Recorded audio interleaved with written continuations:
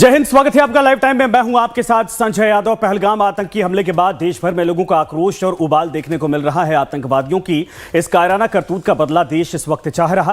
पहलगाम आतंकी हमले के बाद से मोदी सरकार त्वरित एक्शन मूड में दिखाई दे रही। प्रधानमंत्री नरेंद्र मोदी ने अपना सऊदी दौरा भी रद्द कर दिया और देश की धरती पर कदम रखने के साथ ही हाई लेवल मीटिंग की शुरुआत हो गई। गृह मंत्री अमित शाह से लेकर रक्षा मंत्री राजनाथ सिंह पल पल की गतिविधियों पर नजर बनाए हुए हैं। प्रधानमंत्री नरेंद्र मोदी की अध्यक्षता में कैबिनेट कमेटी ऑन सिक्योरिटी की बैठक बुलाई गई और इसमें पाकिस्तान के खिलाफ 5 बड़े फैसले लिए गए। भारत ने सिंधु जल समझौते पर तत्काल प्रभाव से रोक लगा दी। अटारी बॉर्डर को बंद कर दिया गया। पाकिस्तानियों का वीजा रद्द करते हुए उसे वापस अपने देश जाने का आदेश दिया गया। भारत के इस कठोर कदम से पाकिस्तान बिलबिला उठा है। पाकिस्तान के प्रधानमंत्री शहबाज शरीफ ने नेशनल सिक्योरिटी काउंसिल की बैठक बुलाई। पाकिस्तान ने भी शिमला समझौते को रद्द करने की धमकी दी है। भारत के एक्शन के बाद से ही पाकिस्तान में भी हलचल तेज हो गई है। पाकिस्तान के गृह मंत्री मोहसिन नकवी ने राष्ट्रपति आसिफ अली जरदारी से मुलाकात की। आपको बता दें कि कल ही गृह मंत्री अमित शाह और विदेश मंत्री एस जयशंकर ने भी राष्ट्रपति द्रौपदी मुर्मू से मुलाकात कर हालात के बारे में जानकारी दी। बीती रात जम्मू कश्मीर में पाकिस्तान की तरफ से फिर नापाक हरकत की गई। नियंत्रण रेखा पर पाकिस्तान की सेना की तरफ से फायरिंग की गई। जवाब में भारतीय सेना की तरफ से भी मुंहतोड़ जवाब दिया गया। पहलगाम हमले में शामिल 2 आतंकवादियों आसिफ और आदिल के घर को ध्वस्त कर दिया गया। इसी बीच सबसे अहम अपडेट यह भी है कि आज सेना प्रमुख जनरल उपेंद्र द्विवेदी श्रीनगर दौरे पर है। पहलगाम आतंकी हमले के बाद के हालात और नियंत्रण रेखा पर सीज फायर उल्लंघन को लेकर स्थिति पर सेना के अधिकारियों के साथ मीटिंग उन्होंने की और जल, थल और आकाश से दुश्मन की हर चुनौती का सामना करने के लिए भारतीय सेना पूरी तरीके से तैयार है, मुस्तैद है। इसके साथ ही पाकिस्तान में भी गतिविधियां तेज हो गई हैं। आपको बता दें कि प्रधानमंत्री नरेंद्र मोदी लगातार हाई लेवल मीटिंग कर रहे। कल आपने देखा कि ऑल पार्टी मीटिंग बुलाई गई थी, उसके पहले सीसीएस की मीटिंग थी और जिसमें कई बड़े कड़े फैसले लिए गए थे। इन सब के अलावा आपको बता दें कि पाकिस्तान की तरफ से भी मीटिंग की गई है जिसमें दरअसल शिमला समझौते को रद्द करने की बात कही गई है, ये धमकी दी गई है। और फिलहाल आपको बता दें कि पाकिस्तान के पास कोई ऑप्शन नहीं है गिड़गिड़ाने के अलावा और ऐसे में जो छोटी मोटी धमकियां हैं उस बात को दोहरा रहा है। लेकिन भारत की तरफ से यह साफ संदेश है। कल आपने देखा प्रधानमंत्री नरेंद्र मोदी बिहार के दौरे पर थे और अपनी रैली के दौरान इंग्लिश में और हिंदी में दोनों तरीके से पाकिस्तान को उन्होंने सख्त चेतावनी दी है और यह साफ कहा है कि जो उनकी कल्पना है उससे भी ज्यादा बुरा परिणाम इन आतंकवादियों के आकाओं के साथ होगा।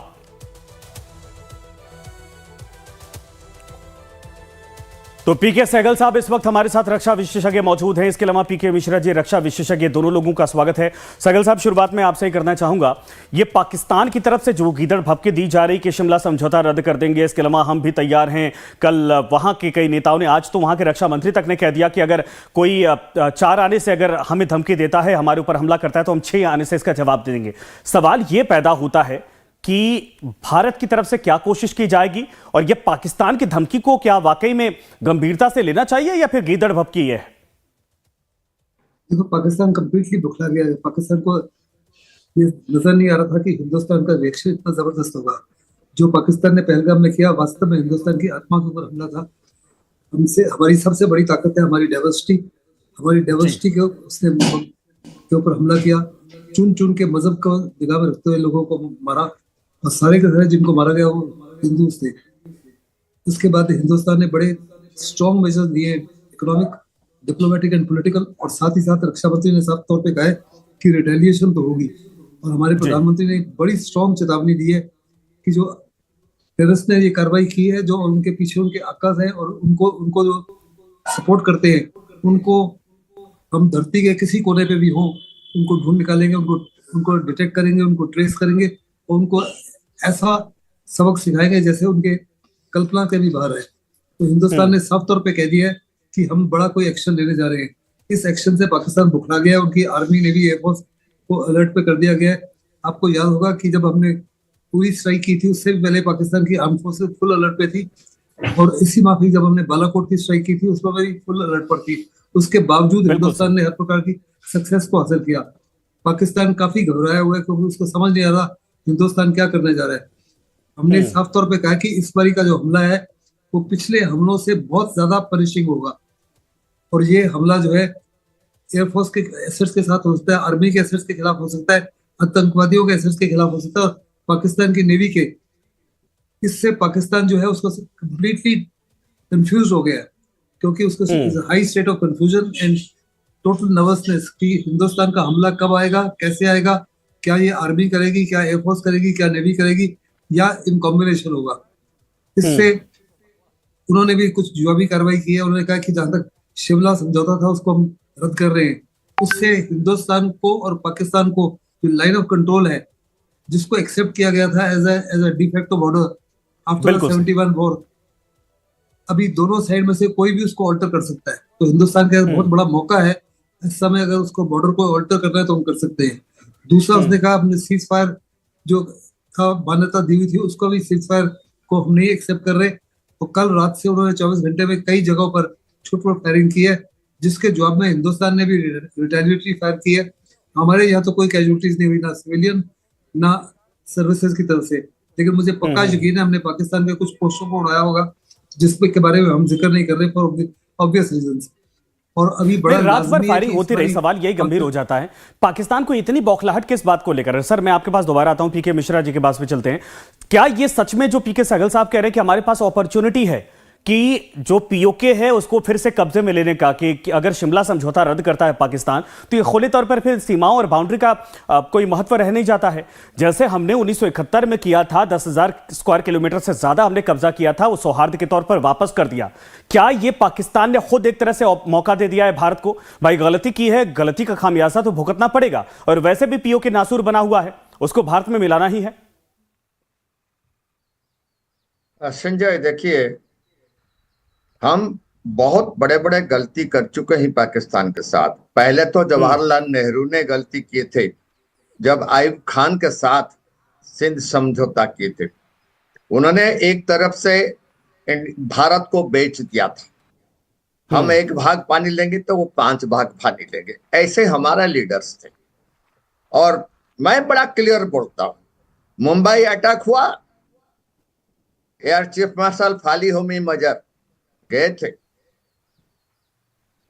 बड़े बड़े अधिकारी के पास, पॉलिटिकल लीडर्स के पास, कि हमको एक्शन लेना चाहिए, हमारा एयरफोर्स रेडी है, आप बताइए। कोई जवाब नहीं, गवर्नमेंट चुप रहा, और ये समझौता बड़ा चलता रहा, समझौता एक्सप्रेस। और एक और बड़ा बढ़िया वर्ड है, सीज फायर वायलेशन। मैं ये सीज फायर वायलेशन को पाकिस्तान के साथ 10 साल देख रहा हूं। ये सीज फायर वायलेशन के साथ आड़ में पाकिस्तान आर्मी और पाकिस्तान नेवी हमारे सेना और हमारे जवान को शहीद बनाते रहे। एक पोस्ट का नाम मैं बता रहूंगा, मच्छल। इस मच्छल पोस्ट में मैं भी रहा हूं, कुपवाड़ा के ऊपर। इस मच्छल पोस्ट में लगातार 3 साल हुआ वो हमारे सिक्योरिटी फोर्स के लोगों को मारते रहते हैं। ये अभी समझौता नहीं करना चाहिए। इस शिमला समझौता संजय होता क्या है, हम क्यों बदर करें? शिमला समझौता होता क्या, छोड़िए उसको। अरे वो उनको समझना चाहिए सिंध समझौता, सिंध का जो समझौता है ना, अब उसमें पूरे पाकिस्तान का पंजाब सेक्टर जो है उसमें भूखे होगा, वहां के जो फैमिन चलेगा, और जहां वहां के कृषक जो है पानी के लिए तरस जाएंगे। इसको बोलते हैं समझौता बंद करना। शिमला समझौता में हमको क्या मिलेगा? अरे और भी समझौता करते रहे। लेकिन एक चीज मैं बताता हूं, चाणक्य ने बोला था, सर्प क्रूर खड़ क्रूर सर्पात क्रूर तड़ खड़ मंत्रोषधे बसो सर्प खड़म के न निवार्यते। ये खड़म पाकिस्तान खड़ है, इसको हम निवार्य कर नहीं सकते। अब देखिए ख्वाजा जी का स्टेटमेंट देखिए, हम न्यूक्लियर पावर है, हम तैयार हैं, आप आ जाइए वार के लिए, हमें कोई भय नहीं है। आपका सिंध का अपने पानी बंद कर देंगे तो, लेकिन पानी बंद हो जाएगा, उसका 2 महीने के बाद ख्वाजा जी को बोलिए, बताएंगे कि क्या होगा। और हमने आपका जो शिमला समझौता हमने रद्द कर दिए, हमने अपना एयर स्पेस बंद कर दिए। अरे कौन सा एयर स्पेस आप बंद करेंगे? हमारा प्राइम मिनिस्टर साहब जब आए अभी जड्डा से, सऊदी अरेबिया से, वो पाकिस्तान के एयर स्पेस से नहीं आए थे, वो घूम के आए थे। और हमारा पूरा सिविल एयरलाइंस जाएगा, घूम के जाएगा पाकिस्तान को। हमारा कोई उनका एयर स्पेस जरूरत ही नहीं पड़ेगा जिंदगी में, हमारे पास उतना तेल है। और उनका तेल अभी बंद होने जा रहा है। इकोनॉमिकल ब्लॉकेड जो अभी इंडियन नेवी करने जा रहा है, ये उनका अभी तेल बंद होना जा रहा है। ये जो है इकोनॉमिकल वारफेयर होने जा रहा है। जो अभी मैं कल से बात कर रहा हूं, हमारा जो अपना अटारी बॉर्डर है, वहां पे कल भी सुबह देखा था, आज भी सुबह का विजुअल देखा था। लंबे लाइन लगा हुआ है पाकिस्तानी लोगों का वापस जाने के लिए। आज तो कुछ हॉस्पिटल के लिए ट्रीटमेंट के लिए आए थे, वो भी जा रहे हैं। जाओ पाकिस्तान में तुम लोग अपना, पिछली बार भी कुछ बैन किया गया था, तो उस दौरान पाकिस्तान ऐसे भी भूखे मर रहा था। मुझे लगता है कि गधों के अलावा उनके पास कुछ बचा नहीं। ठीक है सर, मैं आता हूं दोबारा आपके पास, पीके सहगल साहब के पास चलता हूं। सर पब्लिक पूछ रही है, आता हूं थोड़ा थोड़ा सबके पास चलते हैं जितना समय है। सहगल साहब, भारत की जनता ये पूछ रही है कि दिल्ली को थोड़ा सा सख्त होना पड़ेगा। ये मीटिंग वाला दौर पंडित जवाहरलाल नेहरू से लेकर अटल बिहारी वाजपेयी के दौर में भी हमने देखा था कि मीटिंग होती रहती है और फैसले काफी देर बाद होते हैं। सवाल कि लोग पूछ रहे हैं कि दिल्ली को दरअसल इजराइल शैली अपनानी पड़ेगी। पाकिस्तान ऐसा नासूर है, ऐसा दुश्मन है, ऐसा कांटा है, जब तक उसको कुचलोगे नहीं और एग्रेसिवली कुचलोगे नहीं, तब तक वो मानने को तैयार नहीं होगा, तब तक वो डाउन नहीं होगा। क्या यह तरीका सही होगा? देखो, जहां तक प्राइम मिनिस्टर का ताल्लुक है, प्राइम मिनिस्टर तो साफ तौर पे इसी का इशारा दे रहे हैं। वो साफ तौर पे कह रहे हैं कि हम आतंकवाद को जड़ से उखाड़ के फेंकना चाहते हैं। उन्होंने साफ तौर पे जब ये ट्रीटी भी रद्द की है, जिसका बहुत जबरदस्त असर होगा पाकिस्तान के ऊपर, उन्होंने साफ तौर पे कहा कि ये ट्रीटी को हम लागू करेंगे अगर पाकिस्तान हमको एश्योरेंस देता है कि आइंदा किसी प्रकार से हिंदुस्तान के खिलाफ आतंकवाद की कार्रवाई नहीं होगी। सारे इंटरनेशनल एनवायरनमेंट को शेप कर दिया हमने। सारी की सारी दुनिया के देश जो है हिंदुस्तान के पक्ष में इस समय इंटरनेशनल नियमों के अनुसार हम पाकिस्तान को इकोनॉमिकली कंप्लीटली आइसोलेट कर चुके हैं और हमारा हक बनता है कि उसको नेवल एंड एयर ब्लॉकेड करने का। क्या वो हम करेंगे? नहीं सर, ये तो होगा। ये तो जितने भी मुझे लगता है कि ये एक तरह से डिप्लोमेटिक फैसले वो तो हो ही रहे हैं। मैं ये पूछ रहा कि अब भाई किसी वक्त लादेन भी अमेरिका के लिए परेशानी बना, खत्म कर दिया उसको, उसके बाद देखिए पूरी तरीके से वो उसका संगठन ही नेस्ते नाबूद हो गया। क्या हमें हाफिज सईद को उसी तरीके से मारना है? क्या हमें मसूद अजहर को उसी तरीके से घुस के मारना होगा? अभी जो एक नया नाम कसूरी का आ रहा है, ये भी उसी तरीके से जहर उगल रहा है। पाकिस्तान का तो फैसला होगा ही होगा, लेकिन वहां पर जो सांप बैठे हुए हैं उनको, उनका फन इसी तरीके से कुचला जाए। देखो, हमारे प्रधानमंत्री ने साफ तौर पे कहा कि जो टेररिस्ट इन्वॉल्व हैं उनके पीछे जो उनके आका है, उनको हर प्रकार से जो सपोर्ट देने के लिए, वो इशारा इसी के ऊपर है कि हाफिज सईद है या दाऊद इब्राहिम है या सलाहुद्दीन है या मसूद अजहर है, उसको हम छोड़ेंगे नहीं। मैं तो साफ तौर पे कह रहा हूँ, इस पर ये हमला जो होगा पाकिस्तान के हार्टलैंड के ऊपर होगा। जब सर्जिकल स्ट्राइक हुई थी पीओके में हुई थी, बालाकोट स्ट्राइक हुई थी पख्तूनख्वा में हुई थी, जब तक आप पाकिस्तान के हार्टलैंड के ऊपर हमला नहीं करोगे, पाकिस्तान के आईएसआई हेडक्वार्टर के ऊपर, पाकिस्तान के ऊपर हाफिज सईद का हेडक्वार्टर है भावलपुर में, उसके ऊपर हमला नहीं करोगे और वहां के उनके एसेट्स के ऊपर हमला नहीं करोगे, तो आपको कुछ मिलने वाला नहीं। और बिल्कुल इसी का आश्वासन डायरेक्टली प्रधानमंत्री दे रहे हैं कि हम किसी प्रकार से आपको छोड़ेंगे नहीं। आप अंदाजा भी नहीं लगा सकते हम आपके खिलाफ क्या कार्रवाई करने जा रहे हैं। मुझे नहीं लगता कि पाकिस्तान उनके शब्दों में कोई शक रह गया है। वो 100% एक्ट करेंगे। देशवासी चाहते हैं इस समय once again after a very long time सारी की सारी पॉलिटिकल पार्टीज सरकार के पीछे खड़ी होने का, जो भी आप फैसला लोगे हम आपके साथ हैं। सारे के सारे कश्मीर के लोग आपके साथ हैं, सारी की सारी कश्मीर की पॉलिटिकल पार्टीज आपके साथ में। इस माफी की कार्रवाई तो कभी आज तक नहीं हुई। पहले की लड़ाइयों में होती थी 65, 71 वगैरह, उसके बाद में ऑपोजिशन हमेशा आपको कंडेम करता रहा है। आपने जब उरी स्ट्राइक की तो उन्होंने कहा कि प्रूफ दीजिए, आपने बालाकोट स्ट्राइक की तो प्रूफ दीजिए। After a very very long time सारा का सारा देश एकजुट होके आपकी सरकार के खिलाफ के साथ खड़ा है और इंटरनेशनल एनवायरनमेंट पूरा आपके साथ में है। डोनाल्ड ट्रंप खुद रिंग करके कह रहे हैं प्रधानमंत्री को, आप जो भी फैसला लेंगे हमारी तरफ से हर प्रकार का सपोर्ट है। नेतन्याहू यही कह रहे हैं, इजरायली प्राइम मिनिस्टर यही कह रहे हैं, फ्रेंच प्रेसिडेंट ने, आज मैक्रोन ने प्राइम मिनिस्टर को रिंग करके कहा कि आप जो फैसला लेंगे हम आपको सपोर्ट करते हैं, बताइए हमसे क्या सहायता चाहते हैं। इसराइल ने कहा हमसे क्या सहायता चाहते हैं। मेरे मुताबिक कुछ इजरायली हवाई जहाज ऑलरेडी हिंदुस्तान में लैंड कर चुके हैं। उनका क्या इरादा है मेरे को नहीं मालूम, लेकिन ये फैक्ट है कि वास्तव में बड़े सारे देश हैं हर प्रकार से हिंदुस्तान की सहायता करना चाहते हैं। एक भी मुस्लिम देश, चाहे वो ऑलमोस्ट 65 मुस्लिम देश है जीसीसी ओआईसी, एक मुस्लिम देश भी पाकिस्तान के पक्ष में कोई बातचीत नहीं कर रहा। जितने भी आज 21 तो सर यही तो वक्त है ना, पाकिस्तान के अंदर घुसकर मारने का? मैं तो बार बार यही पूछ रहा कि क्या इजराइल वाली शैली अपनाई जाएगी? अब किस बात का इंतजार है? अगर प्रधानमंत्री ने भी कह दिया, दुनिया की तमाम जो सुपर पावर फोर्सेस हैं वो सब अगर उनकी तरफ से हामी मिल गई है, तो सबको पता है कि पाकिस्तान, भाई लादेन वहां पर मारा गया, हाफिज सईद वहां पर मौजूद है, अजहर वहां पर मौजूद है, पाकिस्तान का पूरा टेरर सिस्टम इस वक्त वहां पर मौजूद है। तो फिर हमें ये कार्रवाई करने में इतना समय क्यों लग रहा है? देखो, अब हर कोर के पास प्लान्स रेडी है, उन प्लान्स की बार बार रिहर्सल की जाती है, लेकिन कौन सी प्लान आपने लागू करनी है ये पॉलिटिकल डिसीजन है। क्या आप एयरफोर्स का इस्तेमाल करोगे, क्या नेवी को करोगे, क्या आर्मी को करोगे, क्या आप बिना बॉर्डर क्रॉस किए? आज आपके पास अनेकों साधन है जो 400 किलोमीटर तक पाकिस्तान के अंदर हर प्रकार के टारगेट को बर्बाद कर सकते हैं बिना बॉर्डर क्रॉस किए। क्या आप इस्तेमाल करना चाहते हो? क्या कंकरेंटली आपके उनके आर्मी, नेवी और उनके आकाश को इकट्ठा समय खत्म करोगे, आईएसआई के हेडक्वार्टर को खत्म करोगे? ये डिसीजन पॉलिटिकल डिसीजन है। आर्मी चीफ की विजिट भी जो गई है, आर्मी ठीक है, पॉलिटिकल डिसीजन है। सर मैं आता हूं दोबारा आपके पास। मिश्रा जी जरा ये बताइए सर, पाकिस्तान ऐसे वक्त में कहता है शिमला समझौता हम रद्द कर देंगे, हमारे एक जवान जो गलती से पाकिस्तान की सीमा में चला गया उसको हैंडओवर करने को तैयार नहीं है।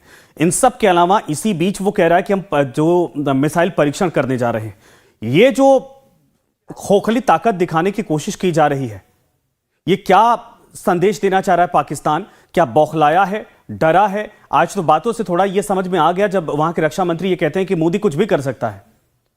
तो ये आभास हो चुका है पाकिस्तान को कि हम बर्बादी की कगार पर खड़े हैं। हिंदुस्तान से ये जो बवाल है, ये जो स्थितियां पैदा हुई हैं, इसके लिए अब हिंदुस्तान बहुत मजबूत हो चुका है।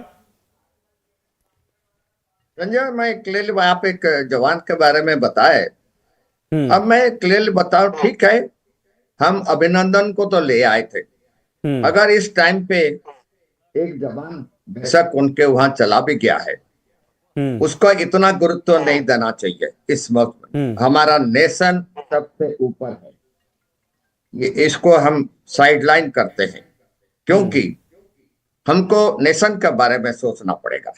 एक ये है, ओसामा बिन लादेन को उन्होंने ले गए, हमारे पास बहुत टारगेट है, और हाफिज सईद बैठा हुआ है, लाखवी बैठा हुआ है, दाऊद इब्राहिम बैठा हुआ है, सैफुल्लाह बैठा हुआ है, सभी बैठे हुए।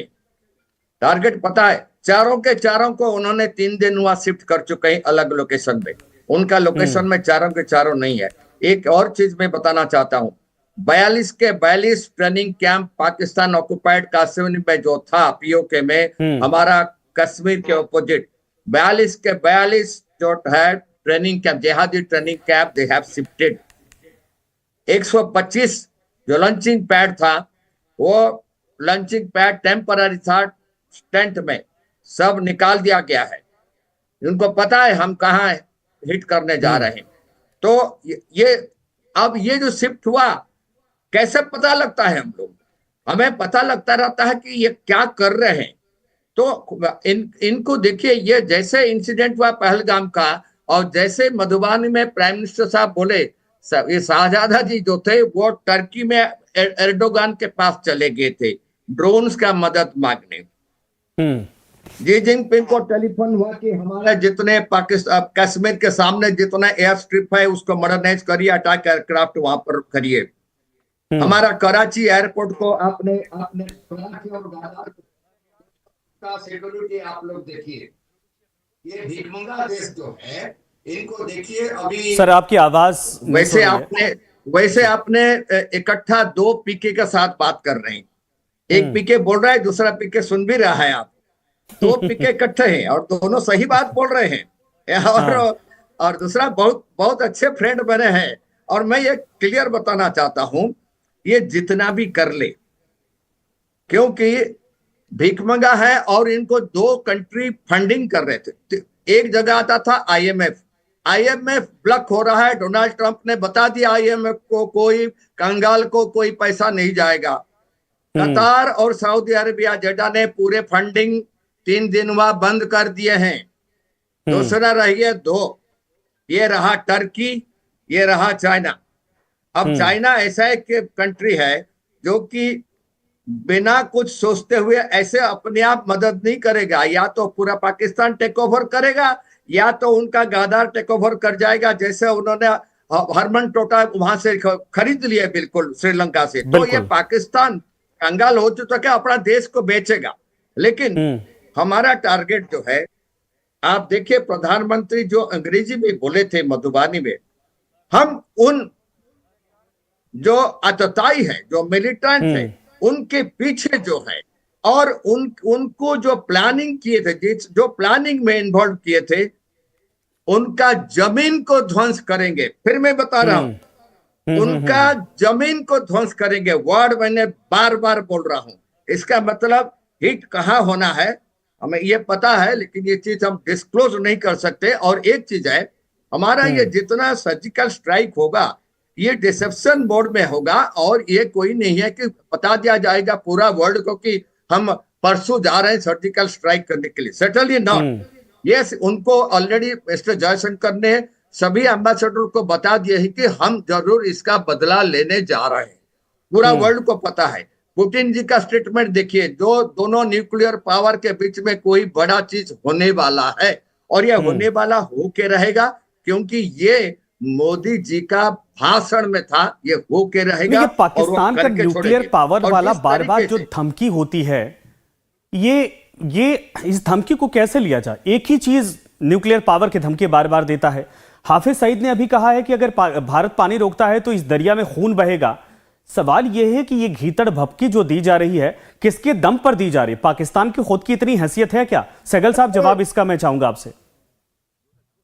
देखो, पाकिस्तान को अगर किसी प्रकार से दम है तो उसको अपनी न्यूक्लियर शक्ति के ऊपर दम है, लेकिन पाकिस्तान साफ तौर पर जानता है कि अगर गलती से भी उसने एक भी न्यूक्लियर वेपन फायर किया तो with in 8 to 10 minutes Pakistan हमेशा के लिए दुनिया के नक्शे से खत्म हो जाएगा। हिंदुस्तान में जरूर होंगी, लेकिन पाकिस्तान कंप्लीटली वाइप आउट हो जाएगा।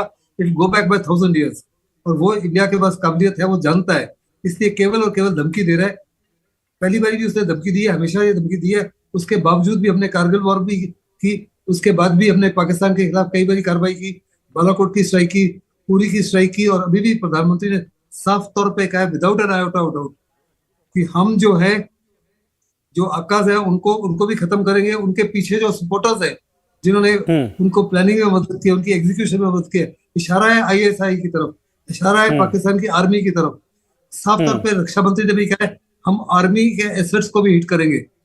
जहां तक ट्रेनिंग कैंप्स है और लॉन्च पैड्स है, उनको सबको रीलोकेट कर दिया गया। एक चीज समझाइए सर, ये स्ट्राइक वगैरह हो सकती है, मैं ये पूछ रहा, जैसे नेतन्याहू ने गाजा के अंदर घुसकर पूरे गाजा को तबाह कर दिया, लेबनान के अंदर घुसकर जो हिजबुल्लाह के हेडक्वार्टर था उसको तबाह कर दिया, नसरल्लाह को मार गिराया। भाई इतनी हिम्मत, इतना जज्बा उसका था कि ईरान के अंदर घुसकर इस्माइल हानिया को, जहां पर सारे VIPs वहां पर मौजूद थे, उसके अंदर जाकर मार दिया। क्या ये पॉसिबल है कि हम डायरेक्ट वॉर की तरफ जाएं? ये संभव है या फिर रणनीति हम कुछ और अपना सकते हैं? देखो, आपने हमास की बात की, हिजबुल्लाह की बात की, उनके ना तो एयर पावर था, उनके पास ना उस माफी की टेक्नोलॉजी थी, ना उस माफी का इंटेलिजेंस था। जहां तक पाकिस्तान का ताल्लुक है, पाकिस्तान का एयर पावर भी है, मिसाइल पावर भी है, न्यूक्लियर पावर भी है। उनके पास क्या कहते हैं, आर्टिलरी भी है, उनके पास टैंक्स भी है, उनके पास बख्तरबंद गाड़ियां हैं। सो उस माफी की मिलिट्री एसिमेट्री नहीं है जो इजराइल और हमास के बीच में थी, या इजराइल और हूथीज के बीच में, या इजराइल और हिजबुल्लाह के बीच में। अगर उस माफी की मिलिट्री एसिमेट्री होती तो शायद हम भी उस माफी की कार्रवाई कब से कर दे। उस माफी की मिलिट्री एसिमेट्री नहीं है। बिसाइड्स हम साफ तौर पे जानते हैं कि पाकिस्तान के अंदर $65 बिलियन का सीपैक लगा हुआ है। China will stand by only up to a point of time. अगर उसका साफ तौर पर नजर आ रहा है कि उसका $65 बिलियन का नुकसान होने जा रहा है, वैसे ही without even firing a single shot 40% आपकी एयरफोर्स, नेवी और आर्मी को चाइना ने टाई अप किया हुआ है। आप उस बॉर्डर को खाली नहीं कर सकते। सो बाकी आपका 60% है, वो 60% इज इनफ टू डेवास्टेट पाकिस्तान, और वो हम करने जा रहे हैं, इसमें कोई शक नहीं होना चाहिए। लेकिन हम उतना ही करेंगे जो लाजमी है, जिसमें पूरी दुनिया का हमको सपोर्ट मिलता रहे तो मिलता रहेगा। नहीं, वो तरीका तो सर हम बिल्कुल अपना रहे हैं, लेकिन सवाल ये कि जवाब भी तो देना पड़ेगा। 71 में भी हमने वही किया, दुनिया का समर्थन नहीं, लेकिन हमने 10,000 के स्क्वायर किलोमीटर जमीन उनको वापस कर दी। क्या वो डिजर्व करते थे? इसके पहले जब युद्ध हारे हैं तब ये तरीका अपनाना पड़ा है।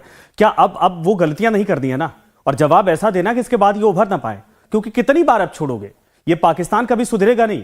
इसकी नस्ल में, इसके खून में, इसके जहन में हिंदुस्तान के साथ दुश्मनी पैदा है, हमारे लोगों के साथ कत्लेआम मचाने की सोच रखता है। मिश्रा जी, इसका छोटा जवाब सर मैं चाहूंगा।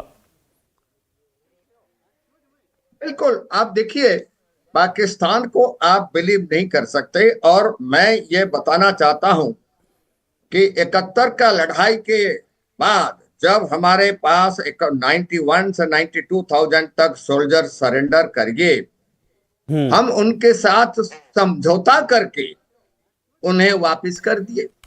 लेकिन हमारे जो इंडियंस उनके जेल में थे, उनको वापस करने के लिए हम टेकअप नहीं किए पाकिस्तान के साथ, और हम एक तरफा समझौता कर दिया और उनका पूरे के पूरे लोगों को, पूरे सैनिकों को वापस भेज दिए। प्रॉब्लम यह है, हमारे पास गट्स नहीं था। हमारे जितने सोल्जर पकड़े गए थे उनके जेल में रहे। क्या हम उनको निकाल नहीं सकते थे? गलत है वो बात कि हम दाऊद को मार नहीं सकते। गलत है वो बात कि हम इसको हाफिज सईद को नहीं मार सकते। गलत है ये बात कि हम पीओके नहीं ले सकते। गलत है ये बात कि हम वहां नहीं, बीएलए को सपोर्ट नहीं कर सकते। अरे वो मुंबई में आके ब्लास्ट करके चले गए हमारा दिन दहाड़े अंदर में। अरे वो अपना पुलवामा में कर गए। अभी हमारा 26 बेचारे पर्यटकों को, निहत्था पर्यटकों को मार के चले गए। हम बैठे रहेंगे कि वो न्यूक्लियर पावर है? फाइनल वार होना चाहिए। देखिए, उसमें जो होता है वार में लॉस होता है, 25% लॉस हो जाए फर्क नहीं पड़ता। ये बहुत बड़ा देश है। और अगर न्यूक्लियर इस्तेमाल वो करना, गिदड़ धमकी देते हैं, ये न्यूक्लियर वार होगा, पाकिस्तान दुनिया से मिट जाएगा, खत्म हो जाएगा। ठीक है सर, माफी के साथ आपको रोक रहा हूं, समय खत्म हो चुका है, लेकिन मैं आपकी बात को समझ गया, हिंदुस्तान भी समझ गया।